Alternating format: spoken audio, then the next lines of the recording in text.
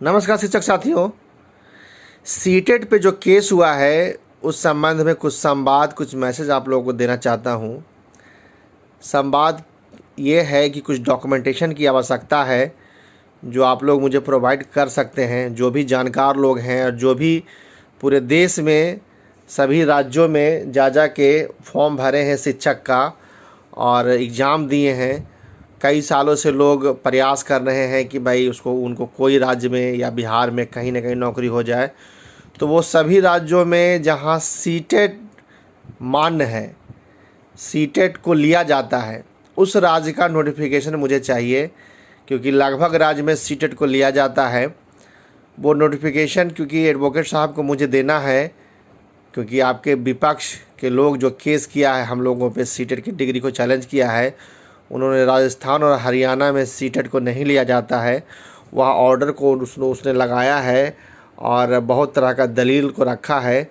तो एडवोकेट साहब ने जो मुझे जो संवाद दिए हैं कि भाई जहाँ जहाँ पूरे देश में जहाँ जहाँ सीटेट को लिया जाता है, क्योंकि मेरे ख्याल से लगभग सभी जगह 40% 50% जगह सीटेट को लिया जाता है और सीटेट के ग्राउंड पे ही नियुक्ति पद दी जाती है। तो वो नोटिफिकेशन मुझे चाहिए। यदि जो भी बंधु फॉर्म भरे हैं या फिर कहीं से भी उपलब्ध होता है, आप गूगल करके हमें दें, यूट्यूब पे देख के दें या कहीं से भी दें, क्योंकि मेरे पास उतना समय होता नहीं है। तो आपसे निवेदन है कि सभी जहाँ जहाँ जो राज्य सीटेट को लेती है और नियुक्ति पद देती है, उस राज्य का डेटा चाहिए और वहाँ का नोटिफिकेशन चाहिए। बहुत ज़रूरी है, मुझे एडवोकेट साहब को देना है। दूसरी बात, कई साथी पटिशनर नहीं बने हैं। मैं बार बार आह्वान कर रहा हूं कि जो 94,000 शिक्षक पार्टिसिपेट कर रहे हैं, जो फॉर्म फिलअप कर दिए हैं, उनको पटिशनर बनना बहुत ज़रूरी है, क्योंकि यह मामला डबल बेंच का है। क्योंकि वैलिडिटी का जो केस है वो डबल बेंच में किया जाता है, तो उन लोगों ने डबल बेंच में केस किया है और डबल बेंच का डिसीजन कुछ भी आता है। इसलिए आप लोग पटिशनर बने, अपना ज़िंदगी जो है वो दाव पे ना लगाएं। आप पटिशनर बनेंगे तो हमें फ़ायदा होगा, एक तो फाइनेंशियल सपोर्ट मिलेगा। अभी तक हमारा जो टीम है वो एडवोकेट साहब को 30% ही फीस दे पाया है। वो तो पुराना फंड था, उसके वजह से जो पुराना फंड था और जो कुछ पटिशनर जो लोग बने हैं उनका पेमेंट को मिला के एडवोकेट साहब को किया गया है। बाकी अभी 70% 60% पेमेंट करना बाकी है।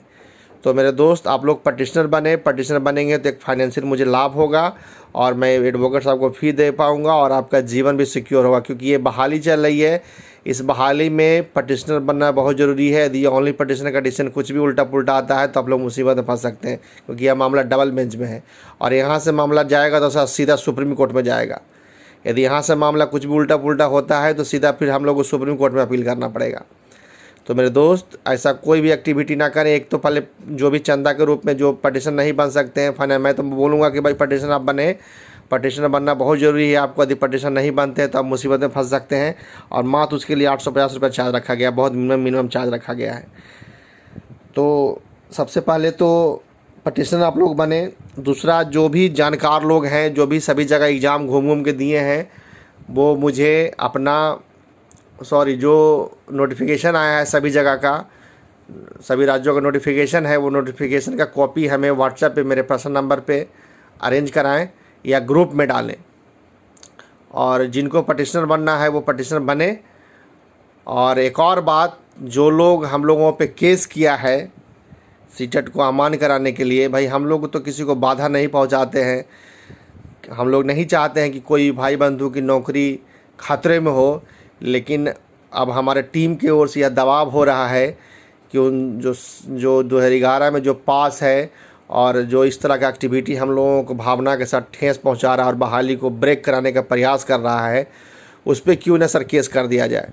उसकी वैलिडिटी 7 साल थी, उसको बाद में बिहार सरकार 2 साल एक्सटेंशन किया है, तो उस पर क्यों नहीं केस किया जाए, जबकि नियमावली में ऐसा कोई प्रावधान नहीं है, एनसीटी का कोई गाइडलाइन नहीं है।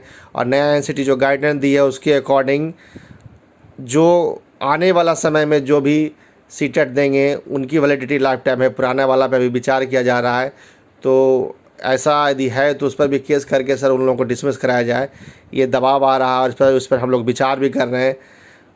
मैं पुनः उन लोगों से आग्रह करना चाहता हूँ कि सीटेट मामला में केस डिस्पोजल करे, केस वापस ले, ताकि हम लोग इस तरह का कोई एक्टिविटी नहीं करेंगे। लेकिन यदि आप केस को वापस नहीं लेंगे तो मजबूरन मुझे ये कदम उठाना पड़ेगा। बस आपसे यही निवेदन है कि आप लोग पटिशनर बने और आप लोग अपना जीवन को सिक्योर बनाएं और अपने फाइनेंशियल सपोर्ट करें, ताकि हम लोग एडवोकेट का फ़ी दे सकें। हालांकि हमारी इच्छा तो थी कि बड़े से बड़े वकील गिरी सर को हायर किया जाए या फिर और जो बड़े अधिवक्ता हैं उनको हायर किया जाए, लेकिन मिरांग मौली सर को ही हम लोग, क्योंकि मिरांग मौली सर को ही तो हम लोग फ़ी नहीं दे पा रहे हैं। तो भाई उतने बड़े वकील को हम लोग कहाँ से कर पाएंगे। लेकिन यदि आपका सहयोग रहा तो ज़रूर हम लोग आगे हो सकता है कि हेयरिंग वाइज उनको हायर कर सकते हैं। लेकिन इसमें आपकी सहयोग चाहिए कि बहुत इम्पोर्टेंट केस है।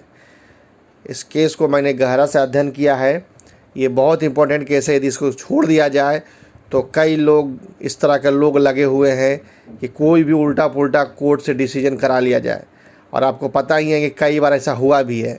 तो कोर्ट में हमें मौजूद रहना बहुत ज़रूरी है। ये हम लोग की लाइफ का सवाल है।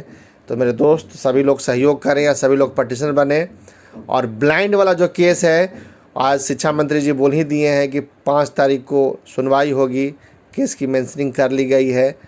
अब पूरी भारी सभा में बोले हैं 5 तारीख को करेंगे, तो उनको भी एक बार देख लिया जाए। हालांकि ब्लाइंड वाला केस आज न कल उसकी सुनवाई होके उसमें बहाली तो खुल ही जाना है, उसमें कोई दो राय नहीं है। लेकिन वो जो सीटेट का जो मामला है, ये काफ़ी गंभीर मामला है। इस पे हम लोग को ध्यान देने की आवश्यकता है। इस पे हम लोग रात दिन काम कर रहे हैं, रात दिन डॉक्यूमेंटेशन कर रहे हैं, पेपर अध्ययन कर रहे हैं। ये तमाम पर एक प्रक्रिया की जा रही है। तो मेरे दोस्त, मैं आप लोगों से ही रिक्वेस्ट है कि हमें डॉक्यूमेंटेशन में मदद करें। जो जिस राज्य में एग्ज़ाम दिए हैं उसका नोटिफिकेशन मुझे चाहिए, उसका नियमावली मुझे चाहिए। यदि आपसे मिलता है तो आप हमें दें, उस पर हम लोग आगे वकील साहब को देंगे। और इसकी सुनवाई बहुत जल्द होने वाली है। हो सकता है कि 1 हफ्ते में हो जाए, 2 दिन में हो जाए, 10 दिन में हो जाए। अभी तो कोई टाइम निर्धारित नहीं हुआ है, लेकिन कभी भी लिस्टिंग लग के इसकी सुनवाई हो सकती है। और आईए का जो फाइल जो होना था उसका प्रोसीजर हम लोग कर चुके हैं। बस ऑनलाइन उसको फाइल करना है। बस वेट इसीलिए किया जा रहा है कि जितना से जितना पटिशनर जुड़े। यदि डेट जैसे ही आ जाएगा केस का, कितना तारीख को सुनवाई होनी है, तुरंत केस आईए फाइल हो जाएगा, तो आप पटिशनर नहीं बन पाएंगे। तो मेरे दोस्त, जितना से जितना हो सके पटिशनर बनने, अपना लाइफ को सिक्योर करें और हमें मजबूत करें। बहुत बहुत धन्यवाद।